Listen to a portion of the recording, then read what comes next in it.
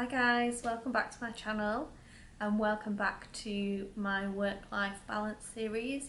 So this is episode 2 in the work-life balance series, and this episode is going to be all about my tips on how to leave work on time.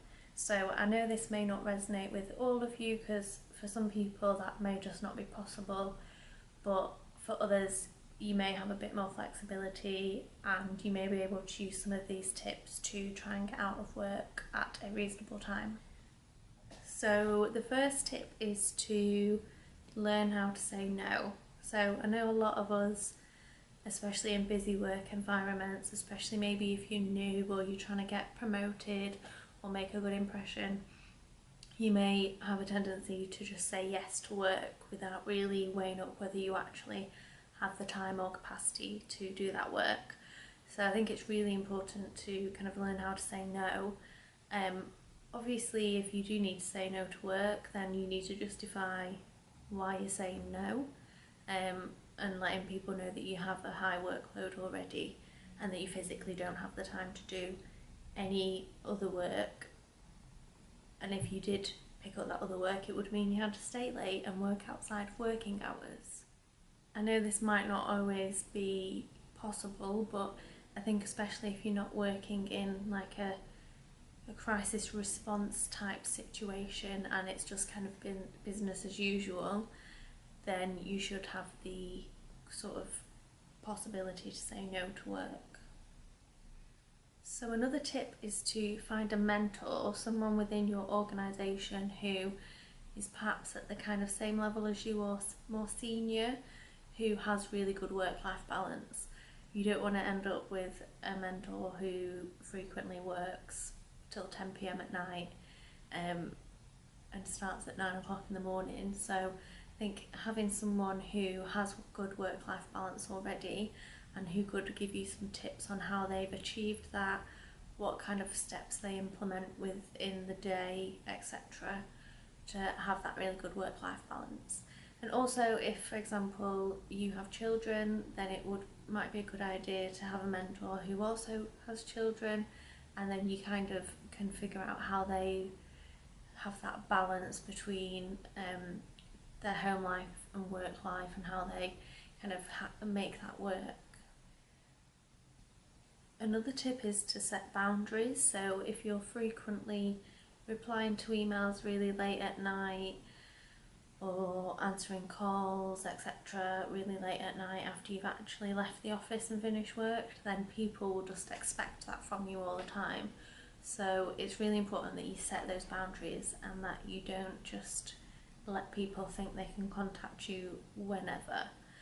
And it leads me on to my next point, which is around trying to leave work at work, or at least have kind of times in the evening where you don't do any emails, you don't check your phone, work phone, etc., or you log off from your work computer, because you need to have time for your own life. You need to not have your life revolving around work. And yeah, you just need to kind of have that separation between church and state, so to speak, in terms of your work life and your home life. So if you can just leave work at work where possible, then I would really recommend doing that. Another tip is to prioritise and plan the work you need to do throughout the day and make sure you have a clear plan of how you're going to achieve that and complete that work. You don't want to just be kind of picking up bits here and there, not really knowing what needs doing first, like depending on deadlines and stuff. So it's really important that you have a plan. If you have a plan as well, it'll make you more productive, I feel, because you'll know what you need to do and you'll just get straight on and do it. Another tip is to make sure people are aware. For example, if you need to leave at 4 p.m. on a certain day because you've got a meal, a show to go to, something on that evening, or if you've got a doctor's appointment or just anything like that, just make sure people are aware that you need to leave at that time. Book time out in your diary so people don't stick random late meetings in there. It's again around setting boundaries and just making sure that everyone's aware, because if people don't know that you need to leave early, if there's a culture of just working late, then people are going to assume that everyone's going to work late. And my last tip is around kind of what you do when you're in the office. So we've already talked about like planning, prioritising, etc. your work in the day, but something that I found helps me to get a lot more done and be more productive is to not engage much with kind of workplace banter and gossip. I did used to do that in the past, and it did make it quite difficult to get on with work because you would just be chatting all day to your colleagues.